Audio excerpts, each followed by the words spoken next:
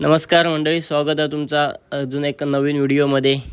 आज गणपतीचं 7वं दिवस आणि 7व्या दिवशी आम्ही निघालो, गाडी काढलो आणि वांगणिक जाऊ बायकोच्या मामाकडे। त्यांच्या गणपतीचं आज विसर्जन होता, त्यासाठी गणपतीचं दर्शन घेऊ आणि निघालो। मी, शिवराज, शंभूराज, बायकोची बहीण वगैरे सगळे निघालो जाऊ। वेतुऱ्यात अगरबत्ती, मोदक वगैरे घेतले आणि पुढे जाऊ निघालो। काय आणलं मला?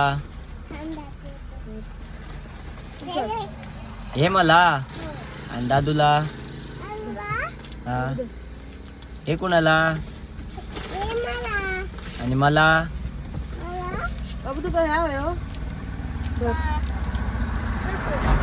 हे मला काय आणलं? लहान पोरांचा बरा आणलं नाही का?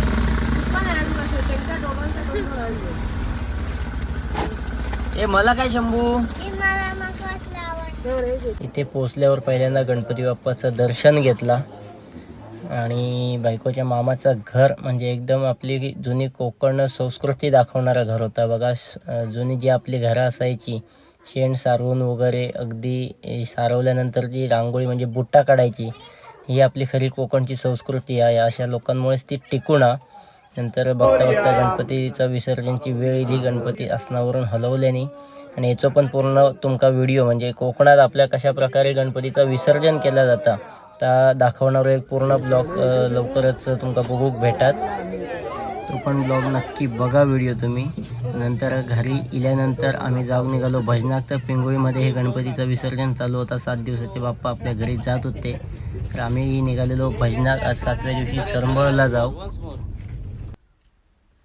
आज आमची भजनं होती सरंबळमध्ये पुजारी कुटुंबियांकडे भजन होतं। पहिला इथे पोचलो, हत्यारं वगैरे सगळी लावून घेतली आणि तिथे आमका योगायोगान रुपेश बुवा यमकर, सिंधुदुर्ग जिल्ह्यातले नावाजलेले भजनी बुवा आणि आमचे मित्र भेटले। ते सुद्धा आमच्या भजनात बसून 2 अतिशय सुंदर असे अभंग म्हटले। आम्ही सुद्धा भजन त्यांचा एन्जॉय केला।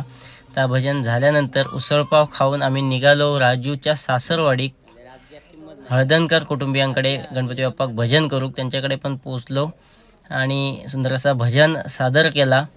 नंतर भजन झाल्यानंतर मेनू होतो हळदणकर कुटुंबियांकडे वडे।